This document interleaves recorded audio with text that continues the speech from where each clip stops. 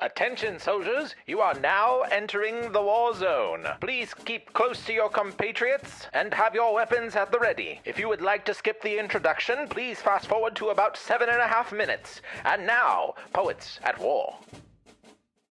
Once, there were 4 children, whose names were Peter, Susan, Edmund, and Lucy.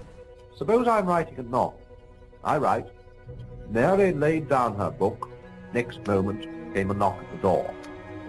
For Mary, who's got to live in the imaginary time of the story, there's no but I, her creator. Between writing the first part of that sentence and the second, may have gone out for an hour's walk and spent the whole hour thinking about Mary. We make things by the law in which we are made. We create because we are created. In a hole in the ground there lived a hobbit. One ring to rule them all, one ring to find them, one ring to bring them all, in the darkness bind them. Tolkien and Lewis, both in their way, lifted me out of this world to show me a thundering beauty. And when I read the last sentence and came tumbling back to earth, I could still hear the peal. I hear it to this day. God allowed those stories to lift the veil on the imaginary world to show me the real world behind it, which ended up being, in the end, the one I was already in. The real world, at least in part, isn't out there somewhere, nor is it in my mind. It's here, right under my feet, all around me. Tolkien and Lewis held the fabric of Narnia or Middle-earth in one hand and clutched our world in the other, building a bridge across which we could set out for perilous realms, and yet return safely with some of the beauty we found there. My first and last philosophy, that which I believe in with unbroken certainty, I learnt in the nursery. I generally learnt it from a nurse, that is, from the solemn and star-appointed priestess at once of democracy and tradition. The things I believed most then, the things I believe most now, are the things called fairy tales. We live in a moment that's unlike any other moment, a moment of bizarre tyranny, a moment of overreach. I was nearly torn apart by a crazy doctor. A moment of fear.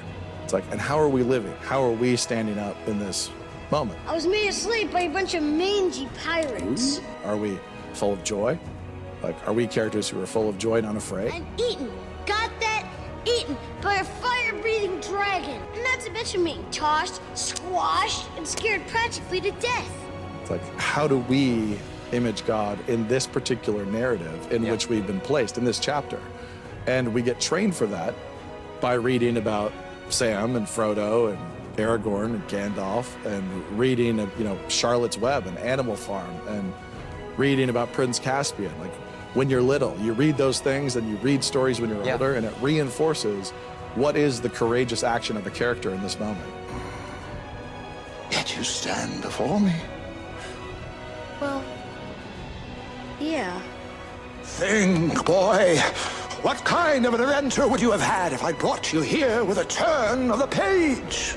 I wept bitterly, and then I said to myself, when everything happens quite miserably, then He sends help. I have always read so. People must first of all suffer a great deal before they can bring anything to accomplishment. God, who at various times and in various ways spoke in time past to the fathers by the prophets, has in these last days spoken to us by His Son, whom He has appointed heir of all things, through whom also He made the worlds. For I consider that the sufferings of this present time are not worthy to be compared with the glory which shall be revealed in us. For the earnest expectation of the creation eagerly waits for the revealing of the sons of God. For the creation was subjected to futility, not willingly, but because of Him who subjected it in hope, because the creation itself also will be delivered from the bondage of corruption into the glorious liberty of the children of God. For we know that the whole creation groans and labors with birth pangs together until now. Not only that, but we also who have the first fruits of the Spirit, even we ourselves, groan within ourselves, eagerly waiting for the adoption, the redemption of our body.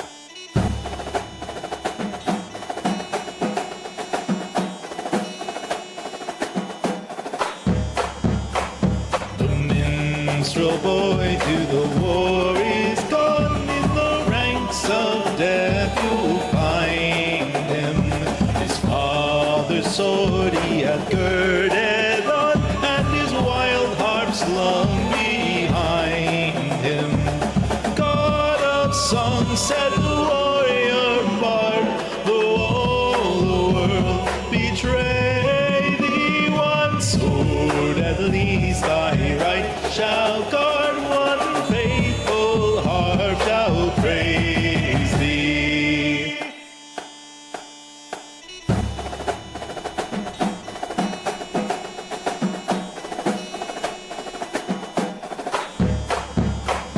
The minstrel fell, but the foeman's chain could not bring that proud soul under. The harp he loved chords of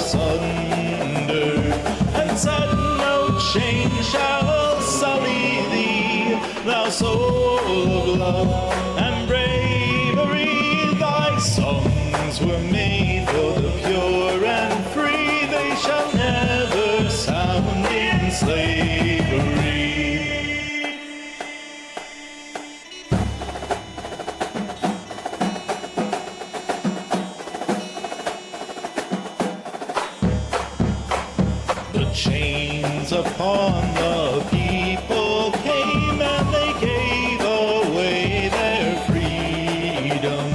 The prophets left, they then grew lame. They accepted their false kingdom. But one young man saw the minstrel boy, and he took up the shredded strings, and with great love remade with joy the sacred tool for truth to sing. Welcome, everyone, to Poets at War. Joshua David Ling here with Alexander Robertson and Brendan Sunshine. What up, dudes? Hello. I exist. Are you ready to smell all the colors of your face? No, because I have a cold. Why do you have to say it like that? I can't smell anything. I see color. No, I see sound. I hear I colors. see dead colors. I see. Oh man, I feel like this is going to be the show. Wow, we're off the rails already. Oh, my we have rails. Wait. We have rails. Hold on. Occasionally, we've had rails occasionally. But yeah. So, guys, talking Pocahontas tonight. We're gonna get into that shortly. I was talking to you guys about the Glasgow Willy Wonka thing. That was crazy. Alex hadn't seen it. Brendan brought up some stuff that is escaping me, but it was interesting. Why is it escaping me? It's one of those nights. Didn't you bring up something interesting? I mean, just now? No, I didn't. I was, or if I did, I didn't realize it was interesting. Oh well.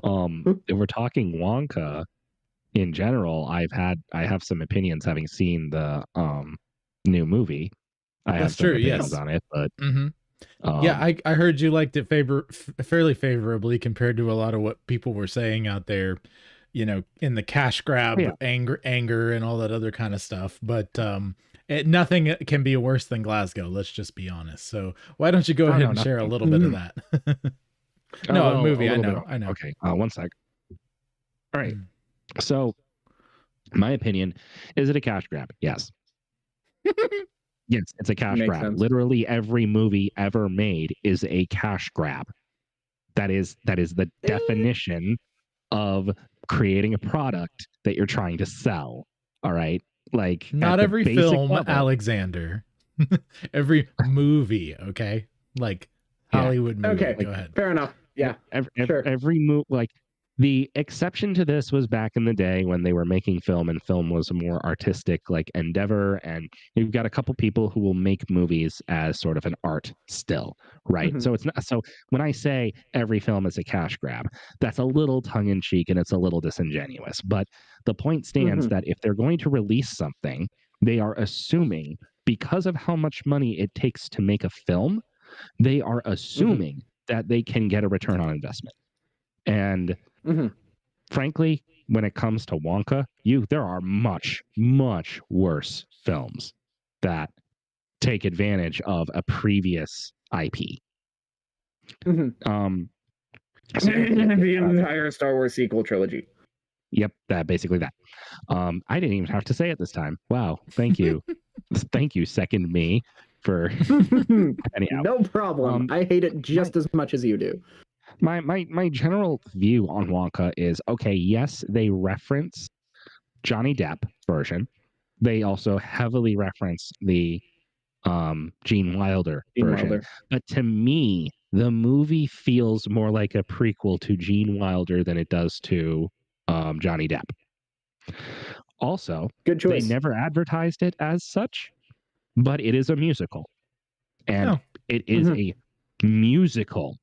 And if you don't know that going in, you're going to be in for a real surprise within the first 5 seconds when suddenly everybody's singing and dancing. Chalamet killed it. All the actors killed it, in my opinion. It's funny. But one of the things that really made me that was so interesting to me, Wonka was always a little fantastic, but the The thing that I find the most interesting is how do I put this? It has to do with the fact that enchantment exists when you look for it. That's sort of the punchline of the film in a sense. They don't phrase it as such, but none of the characters can do amazing, fantastic stuff except for Wonka, who is just doing it because he believes he can. Now, that can go in wrong directions, obviously.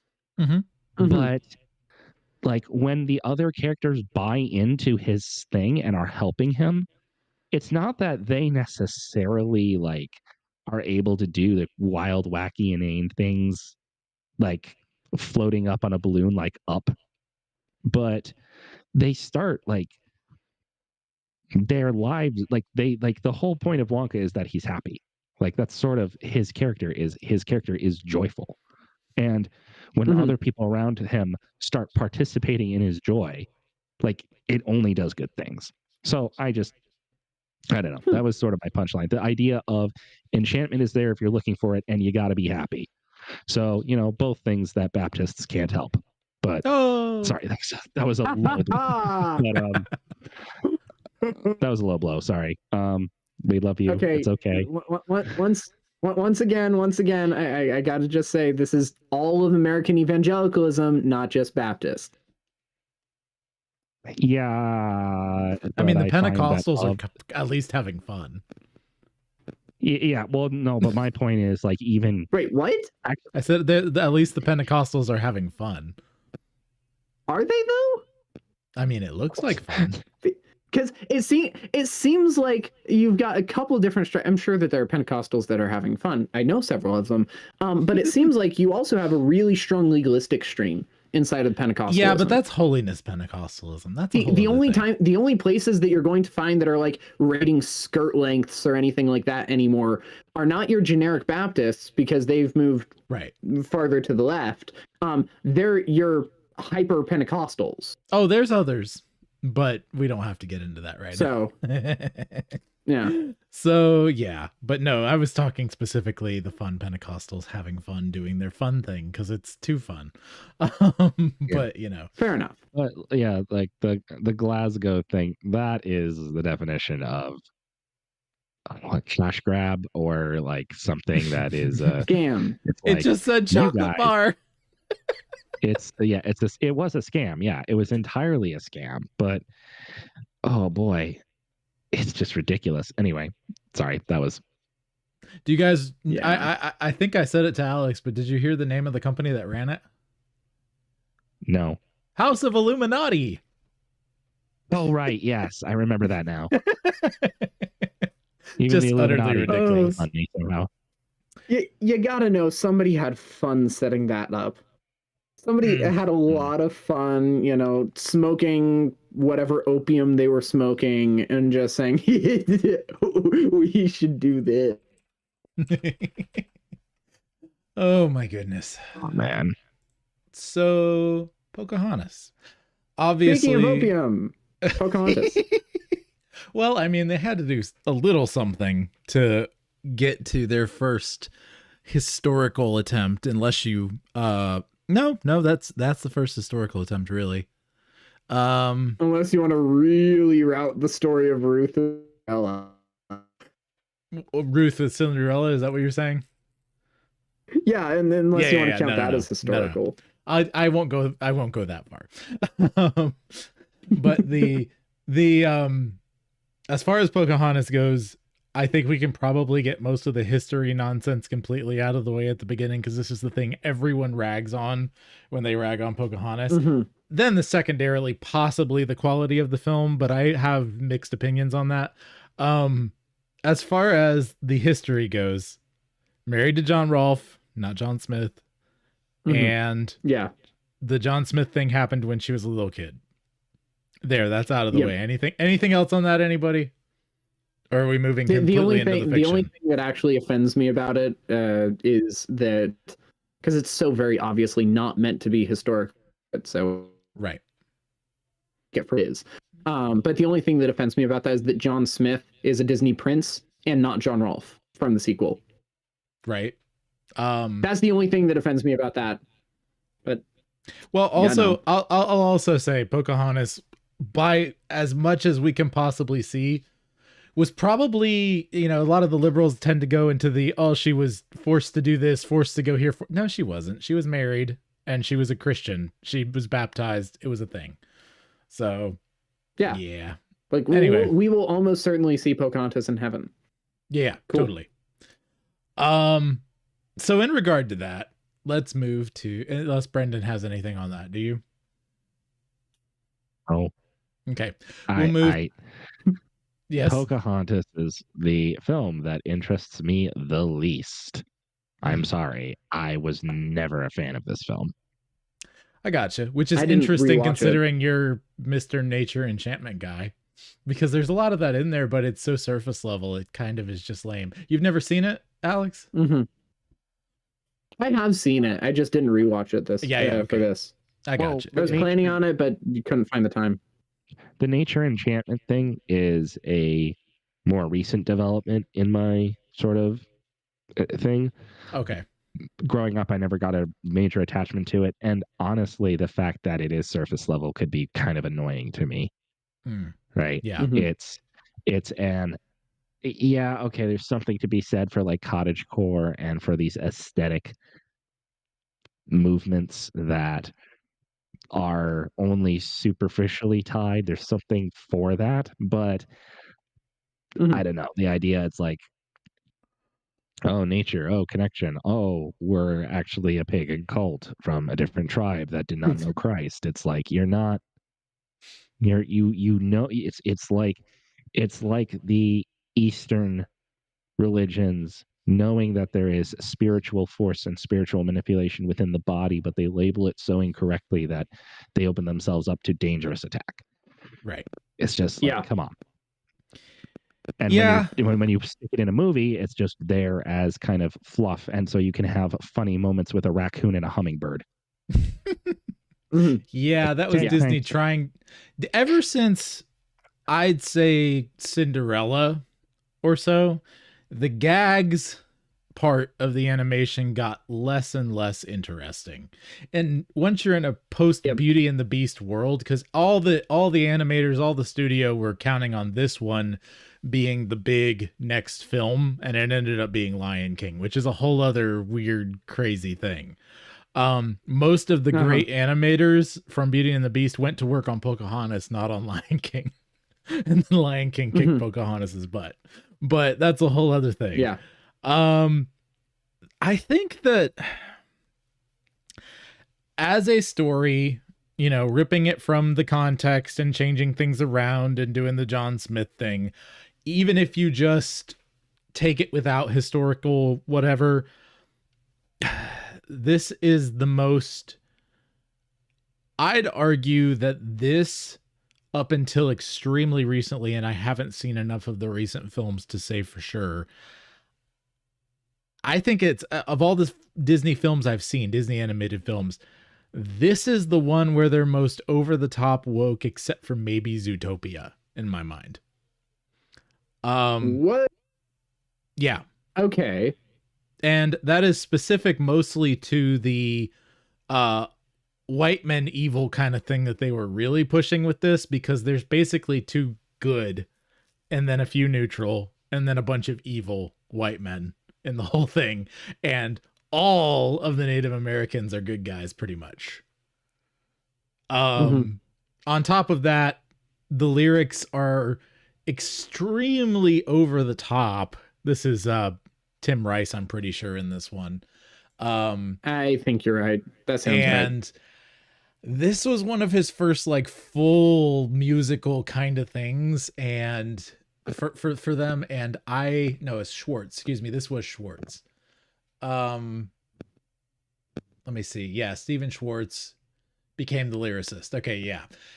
I really, really hate the lyrics on like 90% of these songs, and yet Colors of the Wind, taken as its own piece apart from the entire rest of the movie, because I think that's actually the best way to enjoy it, is actually minus an occasional line. It's an extremely well done song. The lyrics are actually really good and poetic. And then you get stuff like, what I love most about rivers is you can't step in the same river twice. What are we doing? I don't. Yeah. That's just not. That's lower Broadway. That's nowhere near Disney quality. You know what I mean? Yeah. And that's not even getting into Savages and some of the really over the top lines in both versions of Savages. But yeah, I think that's the thing that drives me nuts about this the most is you've got English and Native American theming to your music, and you can even go back to early Americana for some of it. And the soundtrack we ended up getting is really lackluster except for Colors of the Wind. And I think that's the thing that annoys me the most is I genuinely can't stand most of these songs. They just annoy me. So that's the first thing that bothers me, but I can go further into it as it goes. My wife liked this song more, or liked this movie more as a kid, and then we watched it again and she was like, it's all right. You know, it's one of those things. Okay. How's Menken's score? Menken's score is good. It's not one of his best. Okay. I don't think he gets enough and emotion. What do you consider to be his best score? I would argue either Tangled or The Little Mermaid for score. Ooh, okay. Beauty and the Beast is Not Beauty and the really Beast? good. No, it's really good. But I think Little Mermaid, for the leitmotifs that he was working with, for all the stuff that magic that why am I messing up his Howard Ashman also helped provide through the whole thing. The melodies were gorgeous. But when he came back when Tangled, he was a lot more seasoned even than at this point in his career. And it really shows with his reserved score in Tangled. There's a lot of really subtle things that he does with the score in Tangled that are absolutely gorgeous. I think my favorite from that is the guitar in Waiting for the Lights. That is an unbelievable piece. What were you saying? I know it's not Menken, but there's a reason why Tangled is the top of my Disney list. Oh, it's so good. And it's, I can't wait to get to it's that. It's tied with Treasure Planet. I could see you loving Treasure Planet. Because I still can get chills if I think about the brass line for the ship taking off. Yeah. Because that great is stuff. just so good, dude. Anyway, sorry. Neither of these are Pocahontas. It's okay. Yeah, no. But yeah, once okay. again, we said Pocahontas isn't really what we're talking about here. Really like it. So, right. You know. Well, I can talk about what I like, but I wanted to get my stuff I didn't like out first. Go ahead, Brendan. Also, I just have one thing I want to say for a line you said in passing. My hot take for the evening is that Zootopia is actually secretly based and not woke. What? But, How so? Yep. Go ahead. Sorry, you got to defend that one. The line's Donald Trump. The sheep is Hillary Clinton. Okay. If you look at it in that light, where does that put all the herbivores? That puts all the herbivores as Democrats. And if all the herbivores are Democrats, they're shouting at who? The predators, who are not the problem. The predators were never the problem. It was a ploy set up by the government, and the predators are the Republicans. See, Zootopia I actually agree with based. No, I actually agree with you on that, but I think that's a secondary thing that they're doing to try to dampen the primary focus of Racism bad, y'all. And yes, it is, but they don't have a basis for it. And the basis that when you're lucky. Excuse me. Sorry, I'm dying over here. Yeah, well, that goes back to the metaphysics as story structure thing. Yes. If you don't have don't have anything above yourself, you cannot define anything as good or bad. And so even though they're saying racism bad, it falls flat because they lack God. Because they literally began the film with her doing a school play on evolution. Yeah, exactly. Yeah,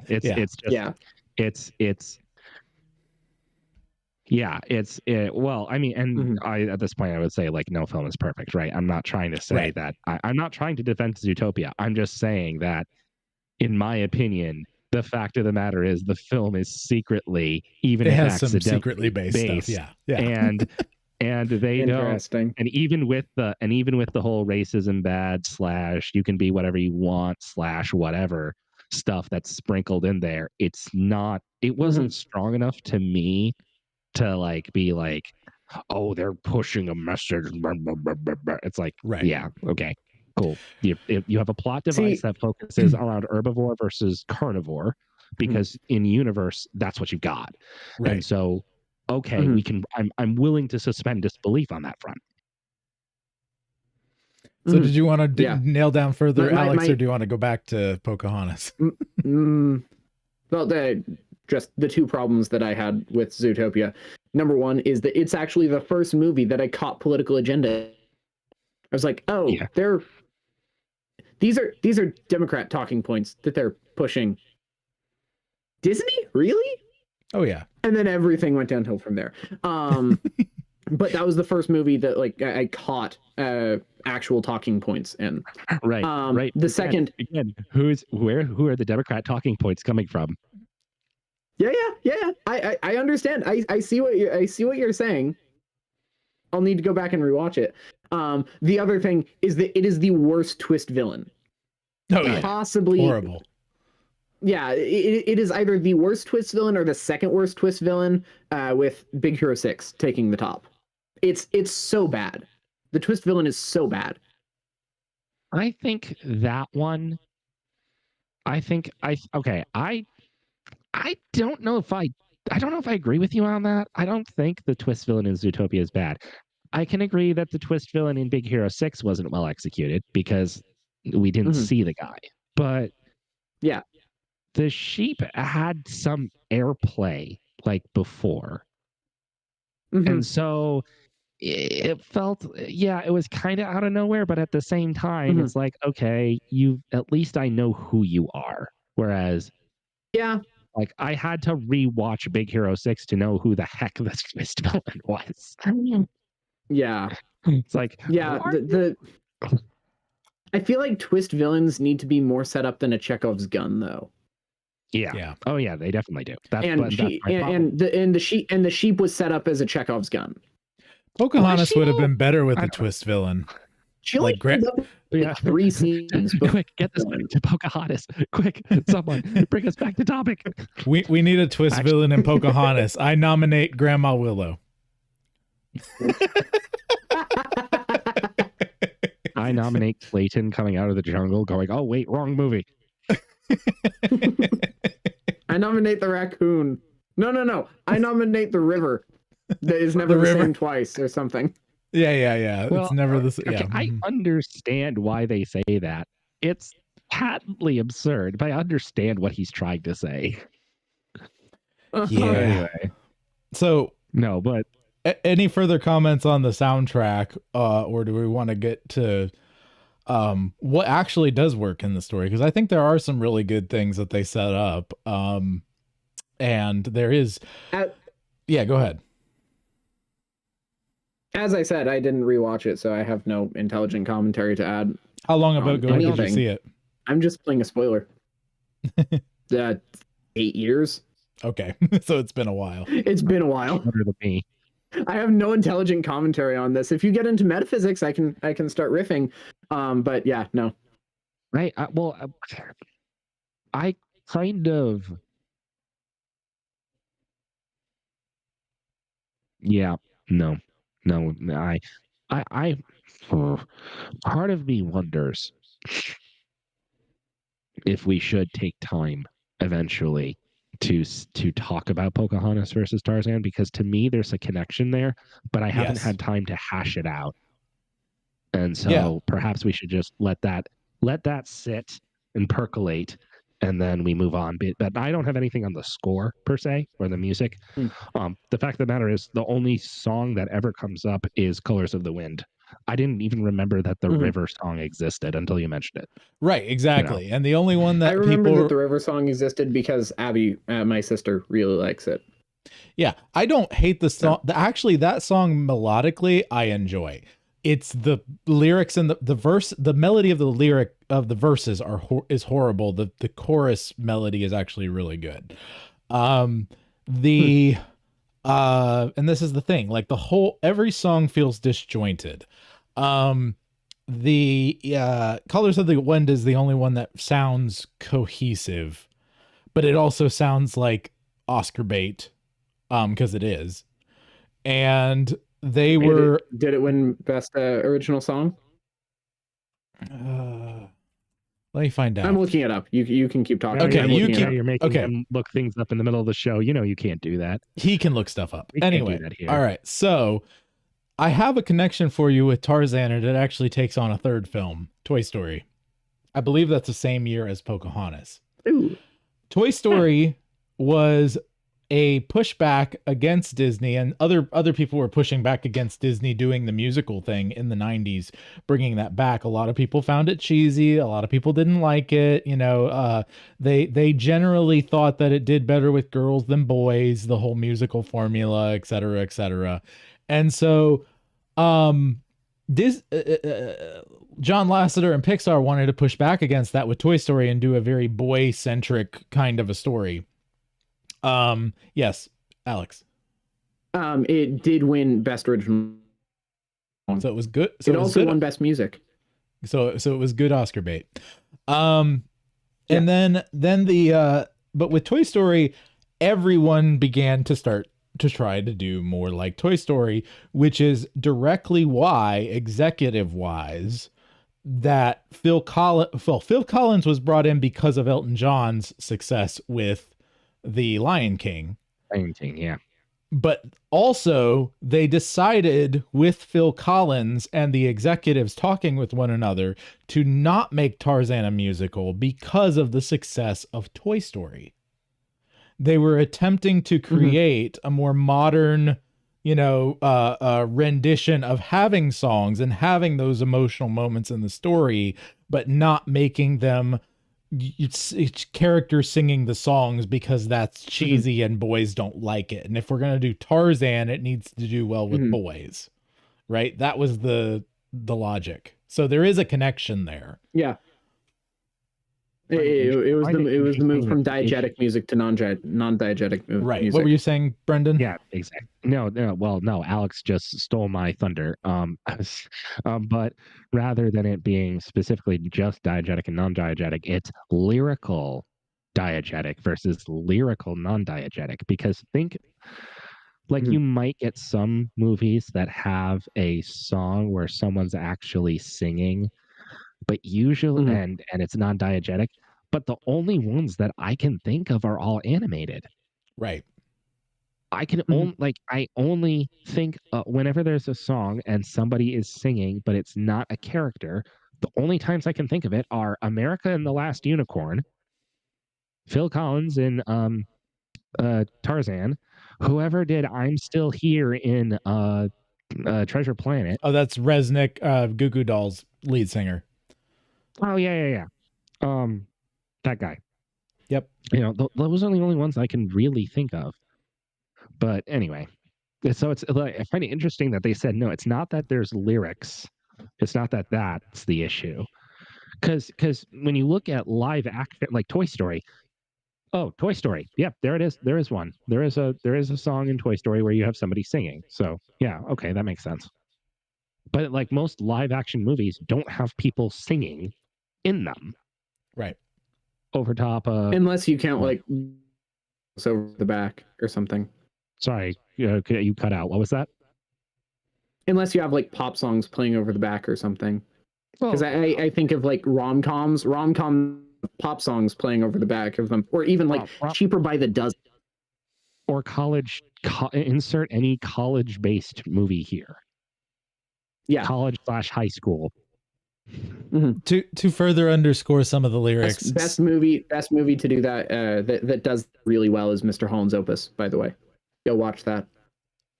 So it's okay to further underscore some of the lyrics that we're dealing with that are particularly annoying, just from a storytelling perspective, beyond, just speaking, whatever. Listen to some of these. What can you expect from filthy little heathens? Their whole disgusting race is like a curse. Their skin's a hellish red. They're only good when dead. They're vermin, as I said, and worse. So Disney villain songs are almost always properly egotistical, maniacal goofballs. Even Scar. Hellfire.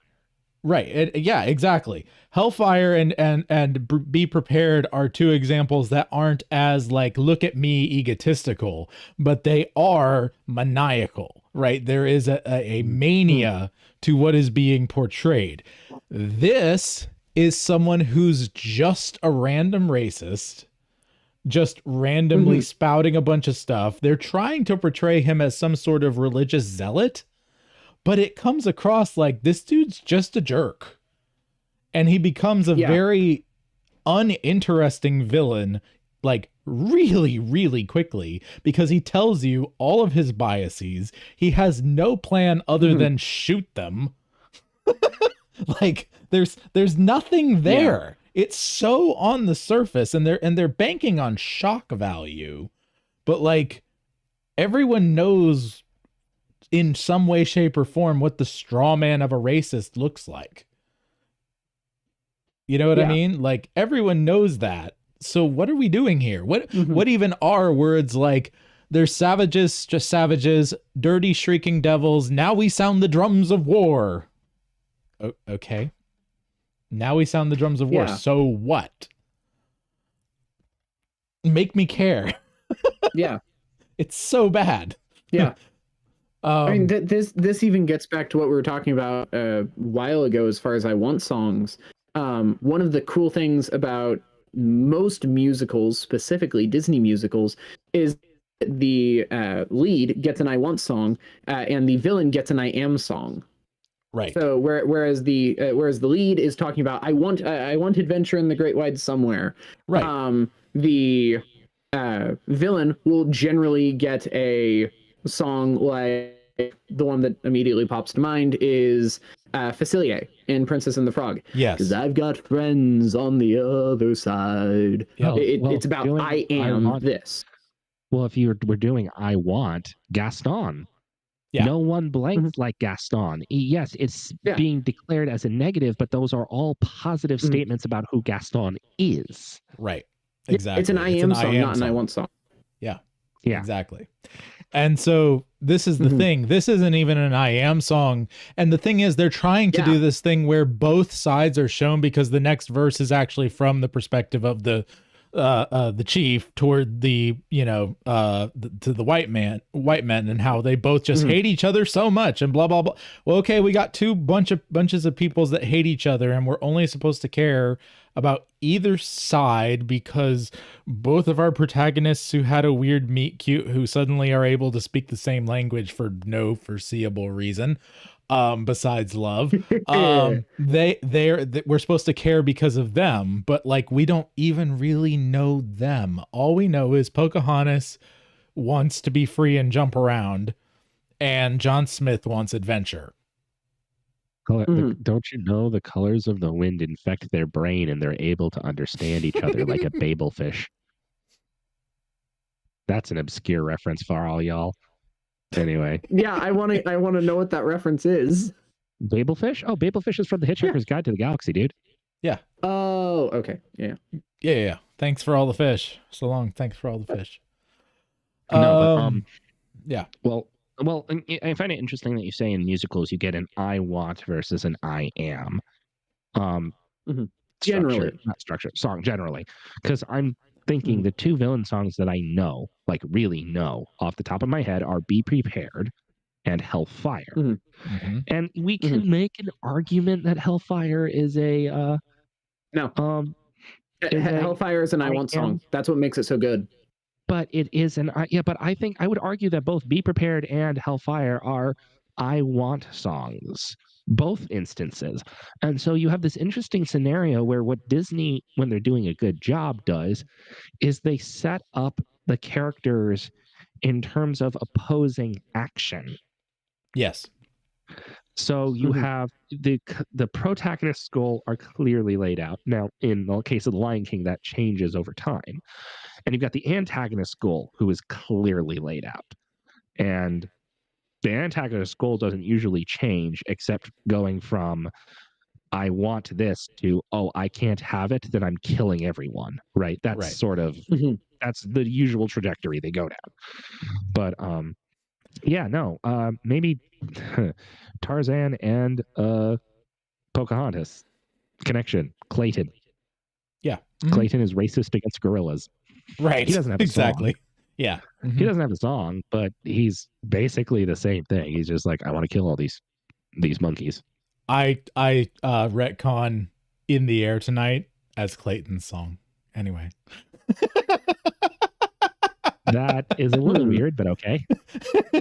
He's talking about gorillas. I can hear them calling in the air tonight.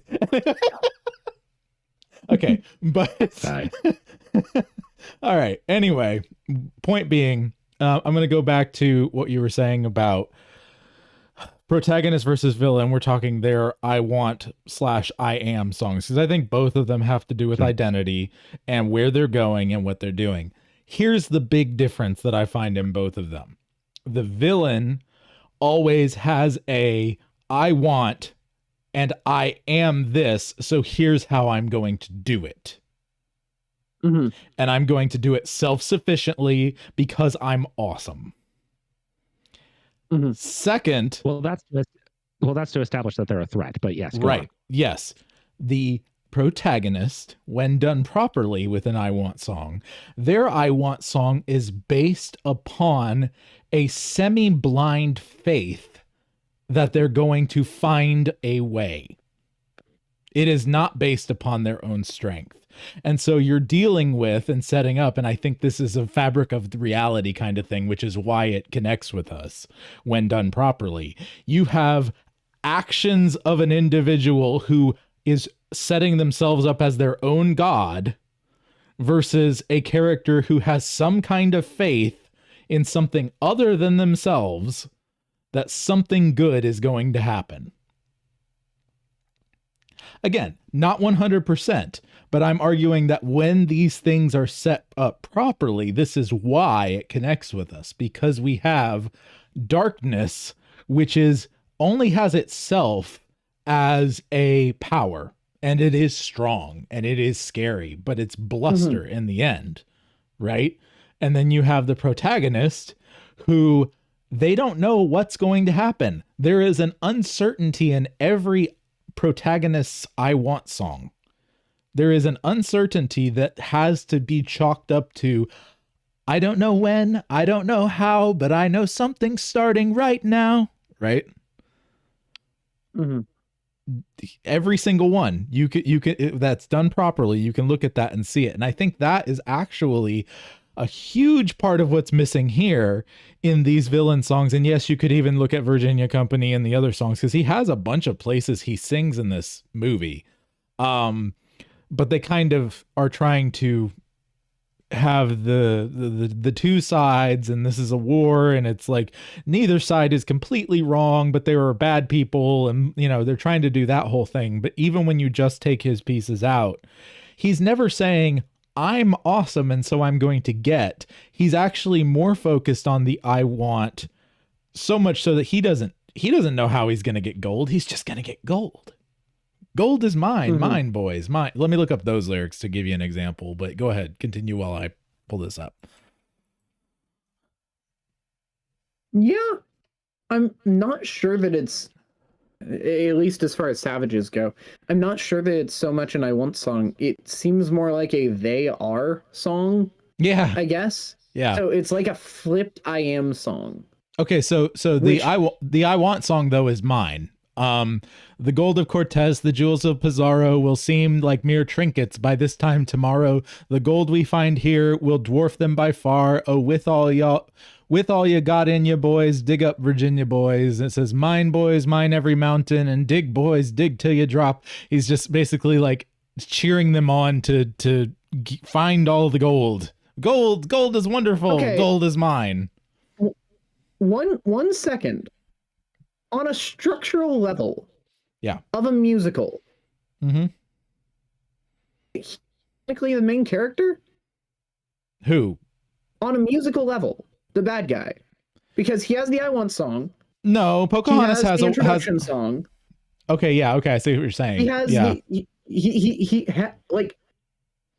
Is this flipped? That's checking a lot of boxes for him being the main character. Well, right, exactly, and then on a you musical flip level. Right, and then you flip it back over to plot twist. Pocahontas is about the villain. Pocahontas is the villain. Yeah, no, for real though, because her whole thing is about I am. Her whole thing is, I'm going to teach you about the colors of the wind. So yeah, I think they have a structural flip that they didn't. Well, whether they noticed it or not is a whole other thing. But yes, I think you're right. We have a structural problem here where Pocahontas on a musical level is the villain. And I don't even remember his name. What is his name? It's David Ogden Stiers. I want to go back and rewatch this movie now because this just sounds like it was poorly constructed. Yeah. Like somebody didn't catch this until late in the process, and then they pulled their buddy over and they're like, "Hey, or it was just a bunch of should be with the other side." Or it was just a bunch of villains pushing it through the protagonists. Are we the bad guys? Governor Ratcliffe, that's his name. Governor Ratcliffe. Yeah, are we the bad guys? Yeah, exactly. That's what I'm saying. Yeah. By the way, done wonderfully by David Ogden Stiers, who did Cogsworth. You know, great voice, great character as far as like his animation and his performance. Just the way it's written is so messed up. Yeah, that's. I'm gonna have to actually go back and rewatch this now. So there's a movie that my dad loves to bring up as an example of how an actor can save a bad film. It's called Sword of the Valiant.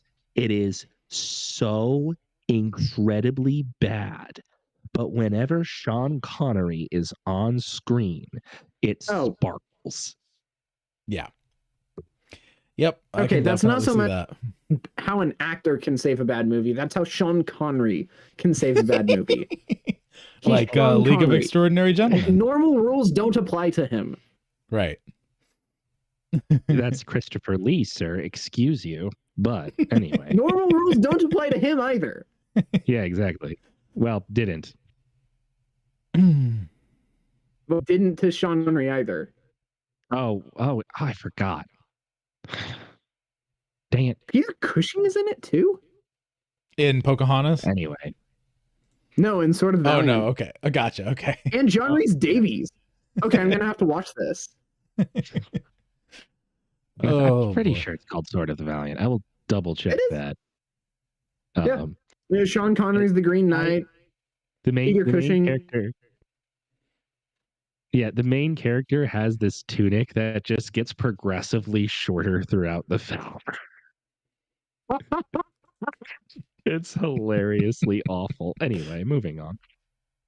So yeah, getting to the story and into the meat a little bit more. The things that I think they do actually do well is the animation itself is gorgeous. I think they really were nailing down and focusing on that. I think that the palette, the color palette and the choices as far as that go really capture like an autumnal Virginia mountain kind of situation really, really well. It's a really pretty film. Yeah. And it feels very American in a way that you can legitimately be proud of as a company for the general feel of the film.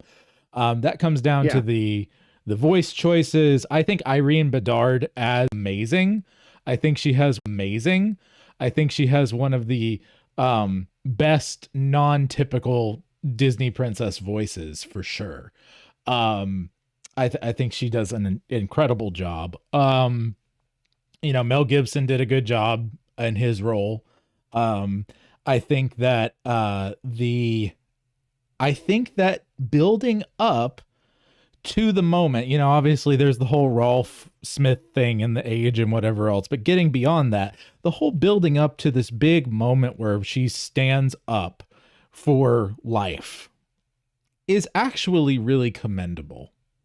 I think that as a story element and where it is placed in the film and how they're trying to build to that moment where she saves John's life, whichever John you want to look at, but point being, she saves his life.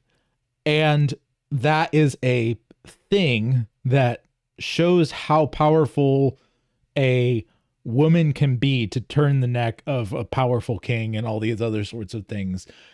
Like that all can work. That all can be really, really great. And I think they even put it in the right place in the movie. And just on an idea level, great. Execution is where everything falls apart. As far as the structure of the story. But I think they were so focused on the details of this one that they couldn't see the forest for the trees. Can't Why see you the forest laughing? for the trees. Oh yeah. In a movie that takes place in a forest. 90% in a forest, yeah. Okay. What were you saying, Alex? The way you said that makes me really wish that we would have had a parallel thing, like how DreamWorks did Ants and then Disney did Bug's Life, like together. Yeah. Parallel storytelling things. Yeah. Makes me really wish that had happened with Prince of Egypt and a Disney version of Esther. That could be fun. Because that could have been really cool. Yeah. Wouldn't be now. If Disney decided to do something Esther, like I immediately write that off and get off the internet for the next 12 months or however long the cycle is. My one of my biggest frustrations is when a movie has potential but it flops on execution. There is a film that a band did, either they commissioned it to be made and they wrote the soundtrack for it and produced an album for it, or I don't know the whole thing, but this particularly symphonic metal band was like very integral, not just as the musicians for the movie, but they were actors in it too. So there was they managed to get a decent amount of production value. And the story was it had a great core concept. And then everything just kind of fell apart in the actual execution. And I'm like, come on, you had such a good core concept. Anyway. Yeah. I like what you said, Joshua, about how they focused on the details so much that they missed the big picture of the story. Yeah, because that is I think that's a good summary, right? And I think that's probably why little me, even though I watched it a couple times when I was young, but it just didn't stick because it's just like, I can't explain why this isn't good because I'm 8, 9, 10 years old and don't understand story structure yet. But here we are. Yeah. We didn't take any commercial breaks this time, and I'm realizing we're an hour in. That just really flew by fast. I'm just gonna not do commercial breaks for this one, and just read really quickly. Just say, guys, Ian Thomas Wilson, Logosophia Magazine, Poetry for Warriors. You guys know the drill. Check these guys out. Check these things out. Logosophiamag.com. Ian's website is currently down, but just look up Ian Thomas Wilson. He's an amazing artist. And Poetry for Warriors. If you're new to the podcast, if you're new to listening to us during the week between Poets at War episodes, I have the Poetry for Warriors podcast, which is just my individual chapters of my poetry, my epic poetry read aloud. And we're just going to call that before we finish up. I think that I mean, we can keep talking if we want to, but the one other thing I'll bring up about this, because everyone seems to have a hot take, and I have a feeling we're all kind of apathetic. Why? Okay, she didn't even know John Smith yet or anything about any of that, and she's already rejecting Cocoam. Why? It's not necessarily even that she doesn't want to get married.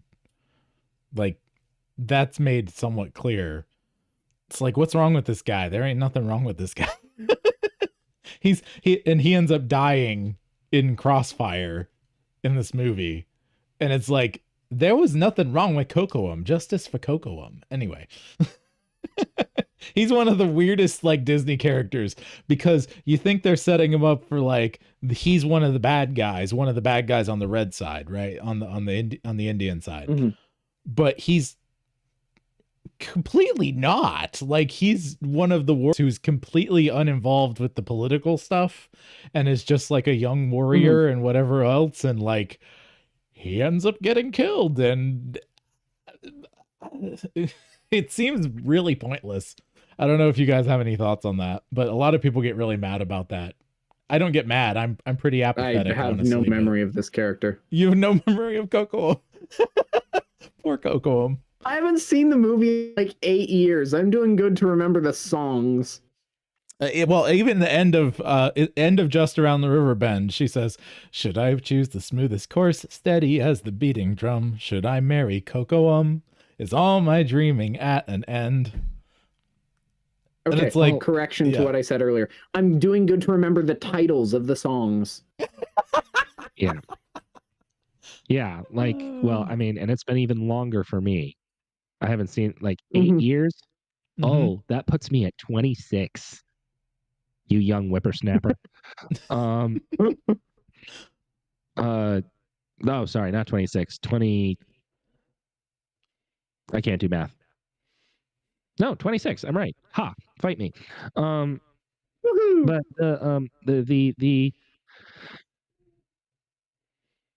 the thing is that like there's a certain amount of, and this is a nightmare. Why did you bring this up? Because for me, like, I hear that and it's like, okay, there's a certain amount of, yes, you need to be somewhat practical when you choose which person you're marrying, right? You need to be realistic to a certain degree. But there's also a certain amount of, I don't want to say love, because like that gets into too much feelingsy areas, and like there's definitely, you know, this sort of like question of how much of this is, you know, how much do we have to be like practical and how much do we need to worry about my feelings, right? And it's really somewhere in the middle here. We got to be somewhere in the middle. But I don't know why people are making a big deal about it, honestly. Like, why? Like, yeah, he was a good guy. So good guys get rejected all the time. Welcome to our life. I literally just looked up just to see if I could remember if there was anything I'm missing, because it's been maybe 2 years since I've seen it. Why does Pocahontas not like Cocoam? Google gives me the answer. Pocahontas believes that Cocoam is just too serious for her. He didn't smile. That was like a line in the movie. And then the reason he died actually is because he saw John Smith with her and was either jealous or protective, and ends up getting shot because he runs at John Smith and John Smith defends himself.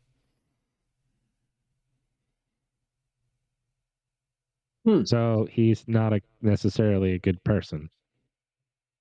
No, but he's like not a bad person at all. A bad person either. Right. He's not necessarily. I necessarily is doing a lot of work in that sentence. It is doing a lot of work in both of our sentences. Yeah. Yeah. Like, we don't know enough, and that's the thing. Like, there are some things like with the Neo-Gastonism where you look at it and you go, The story and the other characters show how this is patently absurd. Right. In this instance, there is, in my opinion, I feel like this is a scenario where either it's because we haven't watched it in 5 ever, or there isn't enough information for there to be a strong argument either way. Right. Mm-hmm. Yeah. Once again, just goes to it being kind of a poorly constructed movie. And I think that's where I think that is like the core. The film is poorly constructed. Because if we adjust the construction, a lot of problems get solved. Yeah. Now we can't necessarily solve the villain. That would take rewriting. But I think if you made it so, I think the biggest issue is there is a cognitive dissonance between the white people in the theater and the white people on the screen.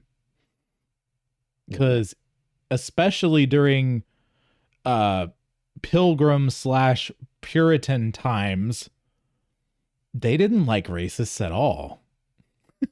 Nope. No. You know, like they might have said these people are savages and we need to Christianize them, but that's way different from like, we don't like these people because they're different from us. That's way different, wildly different. And quite frankly, yes, there was a lot of there are and were then a lot of unintelligent people who that flew right by them because they'd only heard the straw man stories. But I think that's the other I think that's the main reason the villain breaks down, because it's a great performance. He does have a motivation, even though like it's not very well placed as far as the musicality of the situation goes, the musical. But his men are like, yeah, he's kind of a jerk, but at least we're going to get rich. Right, exactly. And at least we're getting adventure. Am I right? You know, that's because that was John Smith's thing. He didn't care about the money. He wanted adventure. So, but yeah, I mean, that's the thing. There's so many things that you can just fix very quickly and easily with just a couple more rewrites. And I think that they were so gung ho on the premise that they were like, this doesn't need any more polishing on the story end. You know, we just need to get it animated, and we need to get our animation guys and our music guys in here, because that was what really sold Beauty and the Beast. Sorry, no, it was the story. You know, and some call A, some call B. Yes, but it was the story of Howard Ashman. Yes, the story of Howard Ashman. That's really the thing. Like, not his story, like personally, but like his storytelling. And that's why I think it's so important for people who write musicals to have the lyricist be almost as important as the director, you know, and as far as the story goes. Yeah. The lyricist especially needs to be completely in the earliest process of the thing. And they still do that to some extent, but then there's other films where I question how much it was. One example is, I think this is the difference between, and I don't know for sure because I haven't watched the behind the scenes on La La Land, but the difference between La La Land and The Greatest Showman. La La Land is enjoyable, but worth seeing, but it's a love letter to how terrible Hollywood is on personal lives. So it's kind of depressing in that way. But it is, the music is more for the sake of the music because you have a character who's into jazz. Like, that's his whole life is jazz. And so it ends up being a little bit more jazz, a little bit less musical. And I think that the musical elements were added, were further down the pipeline in that one. Whereas with Greatest Showman, they were at the very beginning. They were part of the writing process. They were, you know, involved. I think that's something that we know now, and we've known in general for a long time, like that has to be the case. But I think we take it for granted how important the musical, lyrical people are to making a movie with music work in the earliest conception of the film, as opposed to let's just layer this over the top. And I'm gonna push that even farther out to the edge and say that the movies that have the best soundtracks are ones where the composer was involved from the earliest times. The only Marvel movie with a good soundtrack, like a good soundtrack. There are some with decent soundtracks, and there are several with good songs, but the only one with a good all the way through, Black Panther and Black Panther 2, incidentally, because Göransson and Coogler were friends from film school, and Göransson was involved with the movie as soon as it got greenlit. And he was able to compose his music to sound like Black Panther. So, one of my favorite YouTubers, who alas is not really doing content anymore, is a guy where anybody who does any kind of film studying will know his name. Every Frame a Painting. He does video essays. Is he not doing anything anymore? He hasn't posted in ages. It's not, he hasn't officially stopped, sad. but his upload rate is like non-existent. He did one thing on why you don't remember movie music anymore. And he used the name a Star Wars song. Everyone does either Darth Vader or the intro fanfare or whatever. Then he says, okay, now do one for the Avengers. And no one can name a song. No one can sing a song. I can. No, I can. Yeah. I have the ability to. But I got two. I got the Captain America theme and the Avengers theme. Well, that's just because the Captain America theme is just the Briscoe County Jr. theme. Anyway, moving on. But the I think I just blew Alexander's mind. Anyway, I've never heard of that. I need to go listen to it. I'll remind me to tell you about Briscoe County Jr. at some point. It's amazing. It's amazing and hilarious and so B movie. Anyway, well, B TV show. But here's the thing, like, and when he talked, he showed some roundtable interviews, and the reason why is because composers are not brought on in the beginning. They're brought on later, and so everybody films to I can't think of the word, but it's placeholder. Everyone films to placeholder music. Yeah, it's called temp music. Temp music. Everyone films to temp music, and because they filmed to temp music, now the composer is pigeonholed to write something that is like the temp music, because that is what everything is timed to. And that's why you don't get, good music unless the person is brought on at the beginning of the project. Yeah, for real. Well, I think that's a good spot to trying to get something. Yeah, well, the classic example of temp music and the track that it's made off of sounding exactly the same is Arrival to Earth by Steve Jablonsky from the original Transformers, the 2008 Transformers soundtrack. Gotcha. And Hammer Found from the track. From the what? They are exactly the same. Hammer Found from the Thor soundtrack. Okay. Like Thor, the original Thor movie directed by Branagh. Yeah. They are exactly the same piece of music. They feel exactly the same. They're timed exactly the same. They are just the same piece of music. And it's very obvious that the Arrival to Earth from Transformers was the temp track there. And then they just told Doyle, which is a shame. Doyle's a really good artist. Like, he's a solid composer. But it's just his version of Arrival to Earth. Yeah. That's it. It's really sad. So, yep. Temp music is a scourge. Yeah. Yep. So, with that all being said, do you guys have anything to plug before we go? I haven't asked you that in forever, and I'm trying to see if you got anything you want to share. Hopefully I'll get an episode of Chaos Incarnate up this month.